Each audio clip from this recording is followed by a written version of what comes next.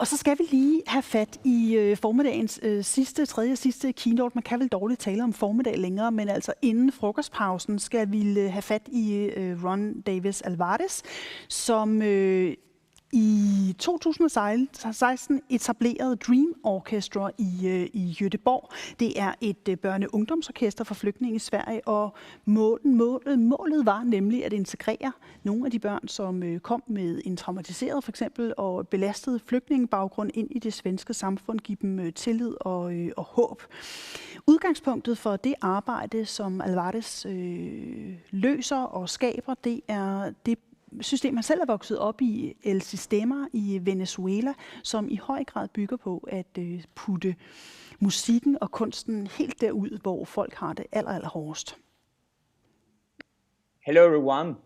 I'm very happy to be here with you today. And before I start to talk about my life and what I do, I want to really have 5 seconds to think one of your best experience when you are teaching, or when one teacher in your life inspired you. For example, like when you were a kid, or when you have already in music, or in any kind, you get a mentor or person who inspires you. Think about that. And when you think about that, I always think, what ingredient that teacher had who made you happy? I will talk today about Dream Orkestra and the work they do, but nothing can be possible if we don't talk about teachers. And that's something that for me is a really, really important point. So for me, a teacher have 5 important ingredients. And that important ingredients are love, passion and energy, attitude, and discipline. You can see here. What I mean with love is that everything that we do, we have to put an extra effort just to make not only our brain and our planning and our instruction, but also our feelings as a number one. The other thing is that when I'm teaching, normally I think about to have a good attitude and also to make a performance when I'm with a kid. I try to make like I'm playing all the time and make a fun of the class. And to have a really good attitude is an important. And for example, when I talk about discipline here, in Sweden, when I say discipline, people always think it's a little bit scared, because in Scandinavian, sometimes the discipline word is connecting to military. And actually, discipline is more about learning. And that's one of the things that I want to share with you. For me, I've been working and learning through el sistema. I don't know if you know about el sistema, but it's a collective practice. And use the music as a tool for social development. And how that happened, how that came to my life, and how it was possible that now I can do the same as learning in Venezuela, in other countries, especially here in Sweden. How I can connect with bigger groups, and how I can play it and learn with the bigger groups. I always think that it's because I teach groups, but I take care of each individual. That's something that I have in my mind. When I was a kid, I learned that the music, it was not only sound or something that we play, or something that we just making a performance and with the volume, with our voice. I learned something special. It was the music is not the sound of an instrument or the voice that we have. The music is what's coming from our heartbeat. And this is something that I learned when I was a kid, because when I was around 5-6 years old, I was working in Venezuela. Was the situation as is now? It was very bad, and my grandmother had a shop, and after that job, I was selling ice cream after the school. So I was around 7, 8, and I was helping selling chocolates and vanilla, and then one day I hear about Sibelius. And when I hear about Sibelius, it was very interesting, because I was thinking that person was alive, because I didn't know it was Beethoven or Sibelius. But the people who was buying the ice cream, it was talking about this composer. It's because one of the El Sistema school. It was in front of my grandmother's house. It was really interesting to know what happened there because I saw many people laughing and happy and enjoy and with instruments. And I say, what happened there? What the people look like? They are dreaming all the time. I want to have that feeling. And my grandmother, she want us to have been in a really safe environment, because normally when you grow in an environment where there are difficulties and where you probably don't speak the same language, in Venezuela you speak Spanish, but in a case, for example, in other countries where you feel like nothing, you feel like you're nobody. And that is something that I recognize that the music, it was something that called me. It was something that I want to be close to it. So in that moment, I met what is El Sistema. And El Sistema, it was created in 1975 by Maestro José Antonio Abreu, who actually won the Polar Prize. And through his philosophy, he had been multiplying the music, collective music in orchestras and choir around the world. Now more than 75 countries have El Sistema methodology. And one of the important things was to use music as a factor for change, and how to use music for make change in the community, and a catalyzer for teachers. But then it became a moment where the people start to get confused. Is it really a social project, or is it really a musical project? And it's both. It's important the musical excellence are there to really be part of what El Sistema really makes.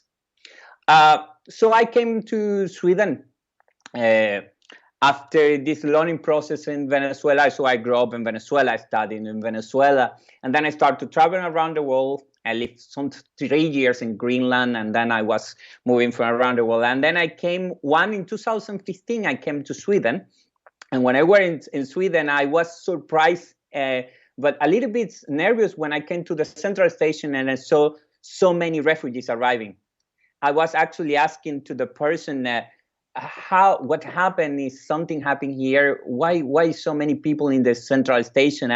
And one of the things that they told me, these people are young people who's arriving from Afghanistan, people who's arriving from Syria, and they come in an unaccompanied minor. And I was already in contact to move to Sweden in that time, in 2015. And I say, well, if I'm coming to Sweden, I will start to work not only in El Sistema, who is working, El Sistema in Sweden is working inside of the culture school and inside of the primary school in some of them.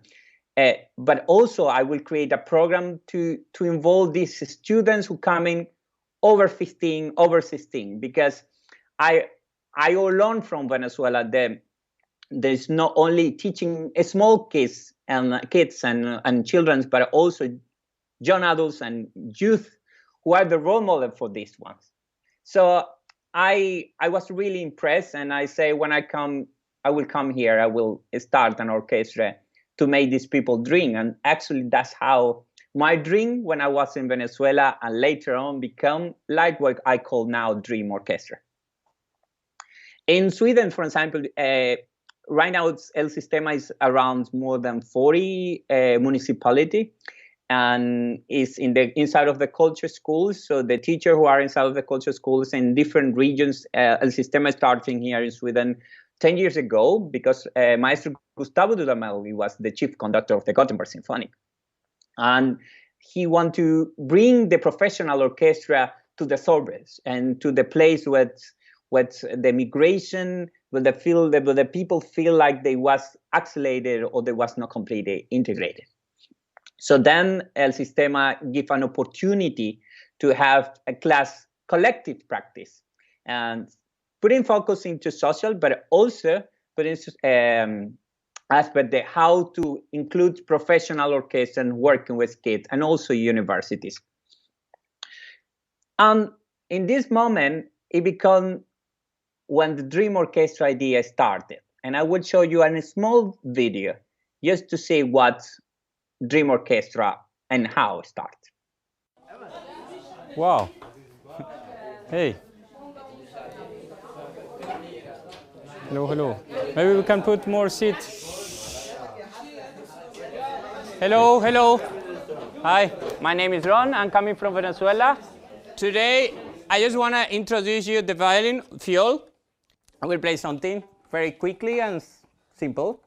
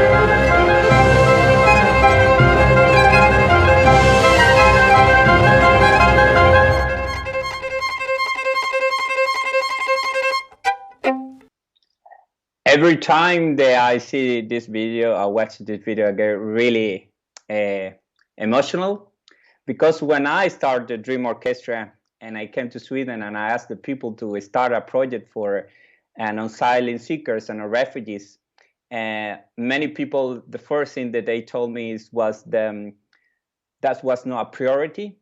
I remembered my first meeting. I came to one and I say, I can make them to play a classical music and a folk music in 2 weeks, I told them. And then we can do our first concert. And they say, well, Ron, listen, we don't have the time. We don't have the resources to do this. So please, it would be nice if you come back to us. I talk with politicians, with institutions. And so then I have some friends from the culture school, for the culture school, who have el sistema.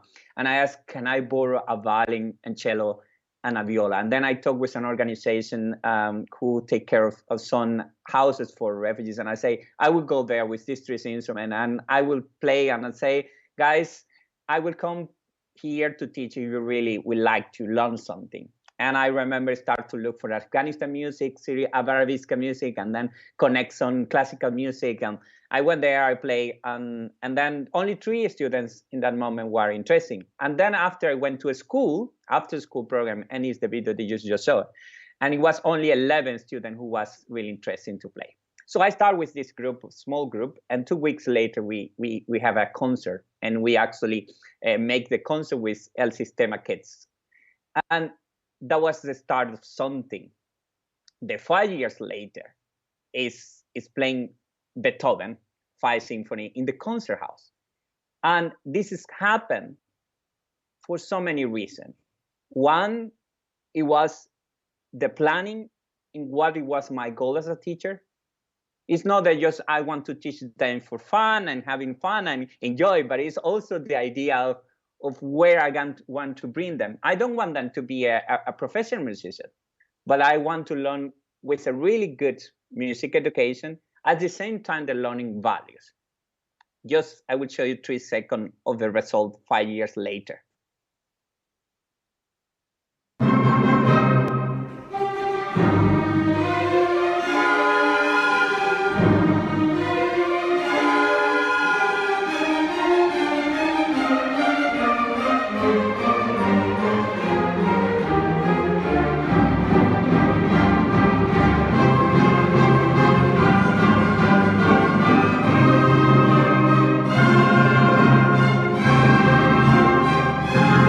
And this is happened because as a teacher, I have a plan for them.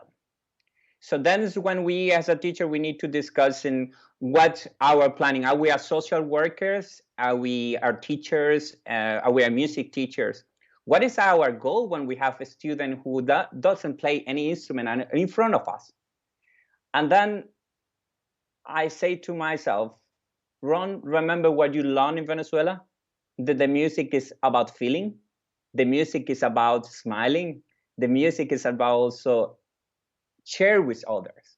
It's about don't feel it alone. And also remember what is peer learning, how others can start to teach in a very young age. In this picture, you see a guy here with the blue t-shirt. His name is Asil Saleh. He's now teaching viola in one of our small groups. And he just started playing music 4 years ago. Now he plays a little bit of piano. He knows harmony. He can conduct an orchestra with the kids. And he has tools guiding with me and with another teacher who can support. But the most important is that we are not teaching just music. We are teaching values. We are developing soft skills. That is one of the most important when we teach music, that we are connecting to our soft skills. For example, let's do an exercise, everyone. There, I want to do an exercise with you. Imagine for a moment that you will relax all your body, okay? Imagine you're relaxing all your body and everything is connecting to one important part is our heartbeat, okay? So try to feel it, try to hear it. Now, when we are stretching our body, because we're gonna start a launch an important conference, so we stretch our body and we imagine we have a big house. When we have this big house, right? We imagine that we have the big tower here, and then we have 3 floors. The one down is the basement. So put your hand straight and then go to the basement with the first hand, right? You will do that with the body. Then go to the kitchen, and in the kitchen, to your left, you will make some food and eat. Imagine that you do it. And then go to your right, and you go and read a book. Very good. And then go and sleep to the 2nd floor. So you will do it quickly, okay? Basement, kitchen, living room, your room, okay? Basement, kitchen, living room, and then your room. And then when you see, you are conducting in 4. So what I just did is storytelling. And many of the kids, they are in Dream Orkestra, who are coming from different countries. We have kids from refugees camp. We have kids who are coming from Syria, from Afghanistan, people who have been surviving, connecting to Swedish kids, because we cannot say that we are going to have an orchestra of refugees, because that's not the main goal. The main goal is to have integrate them, they learn in Swedish, at the same time they can also share ideas. But one of the most important part is to be a storytelling teacher. When you can connect things, no, okay, we're gonna learn 4, or we're gonna learn harmonic, melodic, and I think you have to connect your inspired class in a creative way and a unique way. Feel that you are unique when you are teaching. And that's something that I do with Dream Orkestra all the time. I like to be connecting with that feeling, because I believe that we can make this world a better place for one day, one moment, one child. With the power of music, I think we can build dreams. And this is something that I have in mind every time I'm teaching. I'm not only teaching because I want to have many professional musicians. I want to have human beings with good values. Talk about empathy, compassion, and also know that to be vulnerable, we all are vulnerable. The pandemic just showed us that we are all vulnerable. So how we can really work and make our class better. And that's something that I believe every time when I teach in Dream Orkestra, because when I started, as I told you, people would say it was not possible to do it. And it's possible possible to do if you as a teacher can believe it. One of the other point that I want to share with you is leadership. Joy and inspiration, for me, are keywords, and important keywords when you are teaching or when you are a teacher. I think very much the habit of mind of a teacher can really make change. For example, in Sweden, when I started with the Dream Orkestra, many people was asking me, do you think that this guy from Afghanistan or from Syria or from Sweden with 16 years old would like to play Beethoven? Beethoven? Are you crazy? Why Beethoven? They should like this kind of music. And for me, any kind of music can be teaching. It's just the way and the process that you do. I mean, you can teach folk music, you can teach classical music, you can teach jazz, but you have to do it with a good plan, with a good progression, and also to empower the community, the people where they are. Because when you come into a place, like for example, my students came to Sweden, they don't speak Swedish. They don't know anyone. They probably have the family, some of them have been losing the family in the journey. And then they meet with another Swedish student who completely feel like they have difficult to communicate. And then the music, we use the music for that channel. But that's not mean that I will know demanding and I will not say, you can do more better.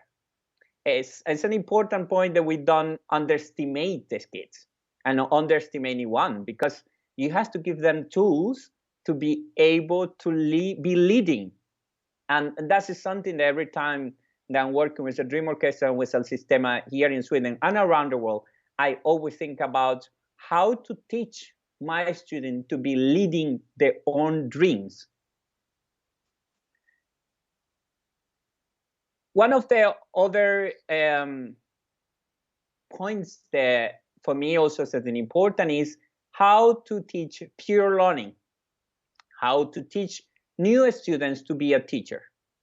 I use a lot in my pedagogy working with a student from the university to do the practice with me, so we can be learning from each other. And also my students will be learning a little bit more in Dream Orchestra. They can teach the youngest one. Of course, I'm always supporting, and then because you need to multiply your work. And in the best way is that everybody's learning with fun and enjoy, but you have to help them to guide them to have this journey and wonderful, not only for you and your students, but multiply for others. And how to work together. Here you see in this picture, I have students of young age and a youngest one. And many of them, probably when I came to Sweden, they didn't speak English and they didn't speak Swedish. And then is when you have to use movement. Then is when you have to be creative. Then is when just teaching music is not enough. Because people say, oh, we put all together and then we are making already the social impact. No, it doesn't work in that way. I mean, the music itself doesn't really change.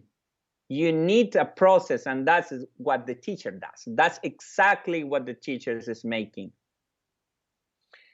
When you can let your students dream and give that instrument, but at the same time give challenge, because you need to put challenge, because if they are playing always the same thing and always playing easy things, they will not have challenge, so they will not get empowered. It's important to make them empowered of what they want to strive for and also what they want to go forward in the future. So it's an important to have a plan when you are teaching. That plan is not for 6 months or 8 months. It's like, okay, my idea when I started Dream Orchestra was that in 4 or 5 years they will play Beethoven 5. Now in my mind is to play the whole symphony.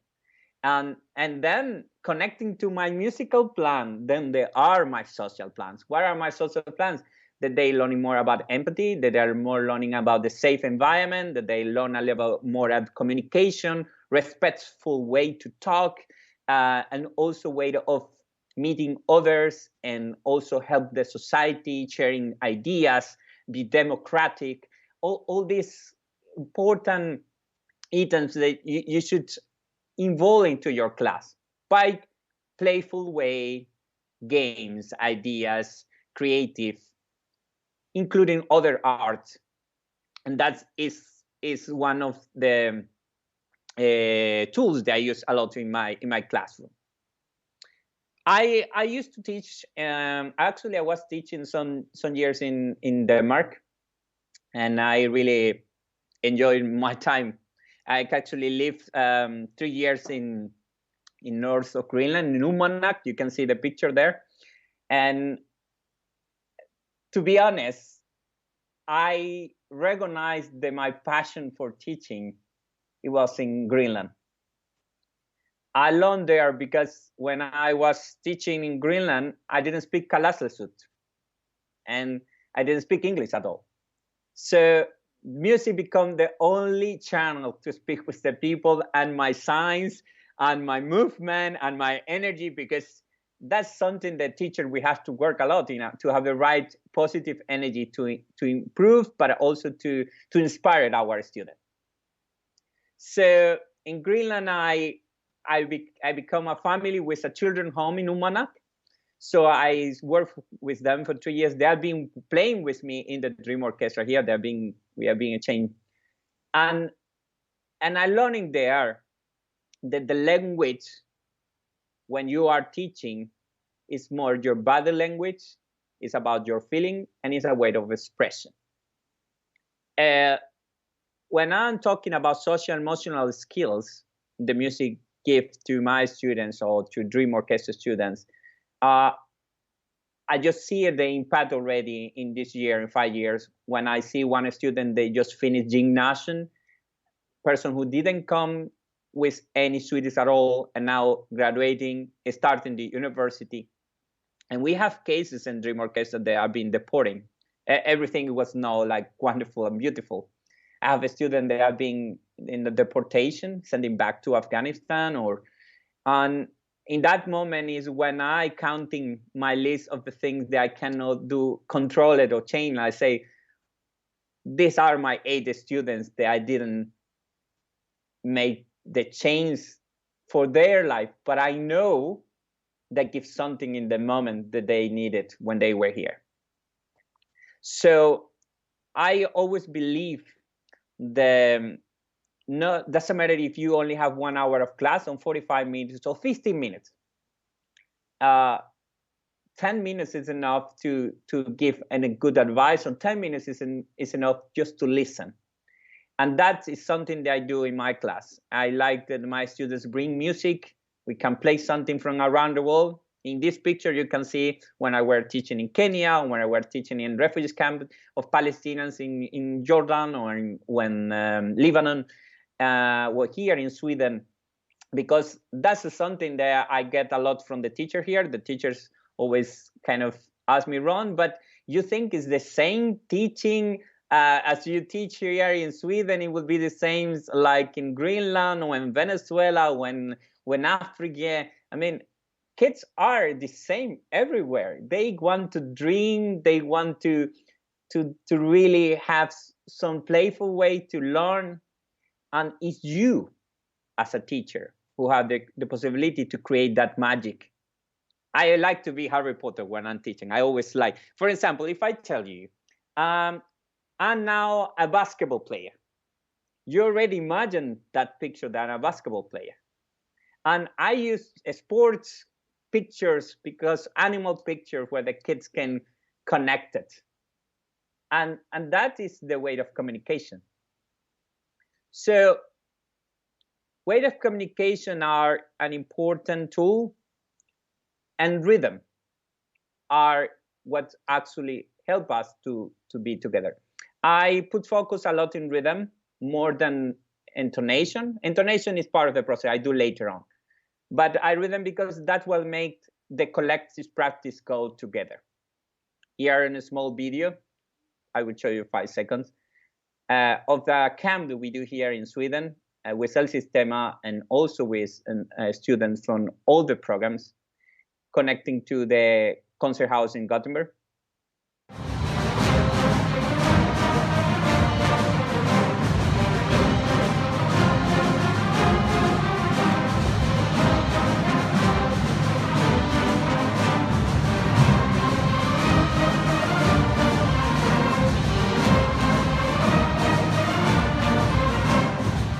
And when you see there is a group of people sharing an idea. And this idea is playing together, be together. And it's not only about group, it's grouped, take care of each individual. And that is what I do in Dream Orkestra, working with refugees, working with asylum seekers, working with Swedish students, because it's not about to have refugees, it's not about to have immigrants, it's not to have about social problems, it's not about the communication, it's about you as a teacher. What process are you taking and what points are you taking to make them dream? And for ending, I will share with you in a small video. El maestro siempre dice, todo lo que es bueno, realmente bueno, tiene que tener la capacidad de multiplicarse. Si esto no puede multiplicarse, entonces no es realmente bueno.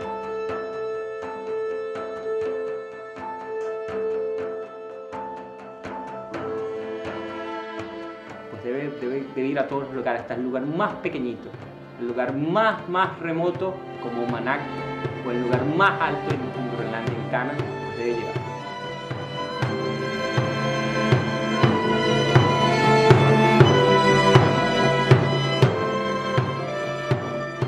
Todas las personas son como un canal de servicio. De alguna manera, tenemos que entregar siempre todo lo poquito que aprendemos.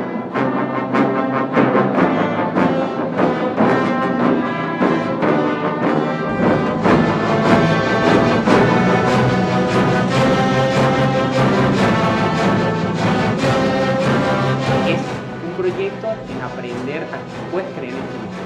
Entonces, cuando tú crees en ti mismo, yo creo que cualquier cosa que tú hagas te sale y sale bien. Y pasa incansable la noche moliendo café.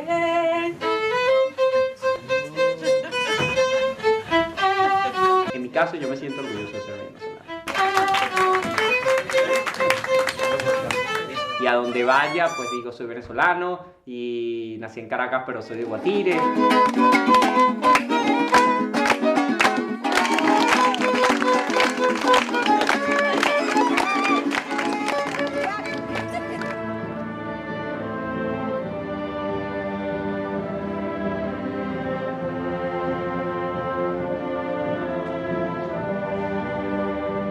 Yo creo que si tú tienes la posibilidad de regalar cosas que ayuden a una persona, a dos, a tres, a masas gigantescas, eso va a permitir que todo el colectivo completamente cambie, no solamente cambie la visión para cosas mejores, porque no se trata de cambiar, se trata de confiar. So I just want to say thank you for everyone, and before we go to the questions, just remember one thing: no matter what is the name of your project, where you are developing your project, if you are developing in the culture school, in the university, in the after school, in the primary schools, we have in our hands a motivation and possibility to inspire so many kids and change life of many kids and youth. We have in our mind, with our creativity, the possibility to develop social, emotional skills of many people and make a better community, better society. So it's in our hands, our teacher. Are we going to do it? I really think we can do it. Thank you so much. And thank you so much, Ron Davis Alvarez. It was so moving and touching to see that video clip from your Dream Orkestra. Like you said that yourself, that you are touched by it. So are we, all of us. Thank you so much. I guess that you are the embodiment of a passionate teacher trying to do some good for some very challenged kids. A key word in the beginning of your presentation was, of course, playfulness, how you approach in a playful way. And of course, we see you smile all the time in the pictures as well. So, how do you bring that playfulness into a pretty tough job sometimes and a hard world? Well, I think, hello, good to see you. I think to be playful in the classroom is one of the key words. And sometimes it's really hard when you're working with difficult or kids with a traumatized situation, or with a difficult situation, or with an integration, or even kids who come in from a family who don't have this love. But when you are able to create storytelling, when you are able also to give a space to be imagined and creative to your own students, for them to be creator, make the class in a completely different environment. So I like always to do games with movement, dancing, connecting with different language, just to remind them we are not alone in this planet. So we are from different culture. You can learn from different countries, and we can be always students of our own friends. So that is something that I use a lot in class, and I believe that the smiling is an important point. At the same time as a cry, of course, you have to teach your student about feelings, but I think I like to teach smile, because many of them coming from the cry situation. It seems to me it's almost like a healing process to be playing with you. A lot of participants have been asking you questions on Slido online, and I would like to bring you a few questions. There's a pretty good one here, I think. Today the music education is changing from learning to creation, it's stated. Do you agree on that? I believe that we have to be in the middle. I believe that we have to have in creation, but also we have to have instruction to be creative. It's very important, because it's like when you're going to improvise in a jazz, you need to have the tools to be an improviser. You're just not improvised by. So I think we have to learn from the past and connecting to what the new ideas coming, making kind of a fusion. And I think that's the key. It's not about to forget what we have been doing. It's about to remember where the education and the past had been doing since many years, and then put this new formula or new idea of creation, and become with the idea that we're learning from the past, but we give a space for new ideas. I find it very inspiring when you talk about the dangerous word in the North, at least, discipline. And how to translate that into our educational system, which might be like inner motivation combined with this more old-fashioned discipline. Could you elaborate on that? How could we in Denmark or in Sweden or in Greenland, where we have this soft power in the classroom, how could we try to work on discipline? Well, this is a very good question, because it was really tricky when I say in the first meeting here in Sweden about discipline. Everybody was completely in shock. And I said to them, well, I learned from the discipline is a word coming from Latin, and is defined learning, the way of learning. And I actually is starting with not underestimate any kids. Because when you start to underestimate, they lose focus, and then they start to do whatever they want, and just they don't follow the instruction, because simply it's like you lose the conversation to them when you underestimate them. So I think instruction are important. Kids are very clever. They know if you have a plan or if you're really clear what you want to make them. But if you don't have, they start to, don't listen to you and make complete mess in the classroom.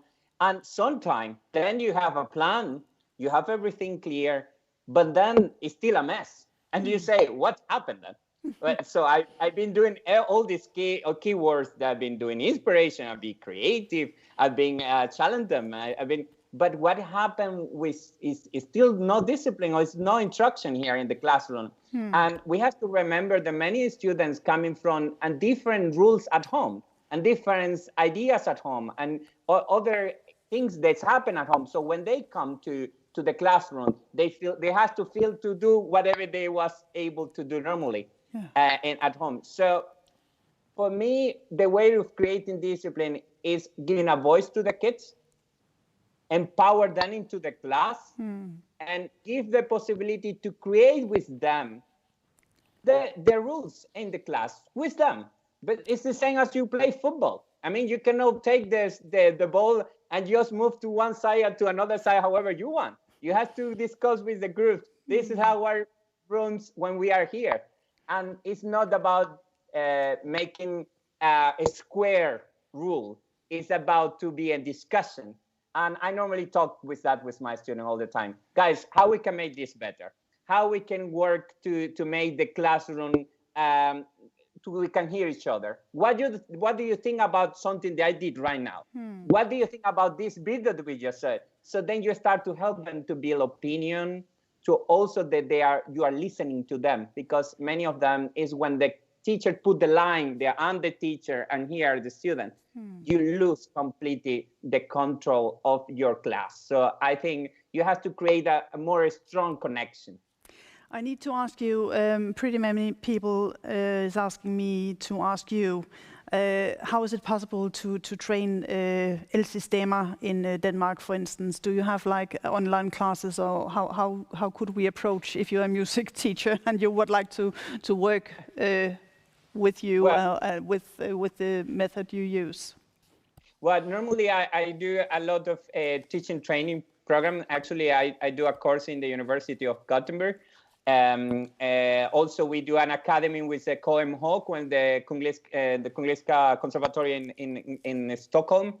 And I always very open to support not only in Sweden, but on other cultures in other countries, conference, and as we do it now. And today in the afternoon, we're going to talk details. And this space, I'm very open, because I believe that we share the little thing that we know, we can get better.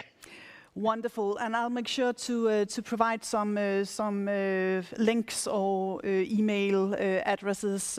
Thank you so much. And you and I, along with Maria Westphal and Henrik Goldsmith, will continue the conversation in the breakout session or the workshop in this afternoon. But thank you for now.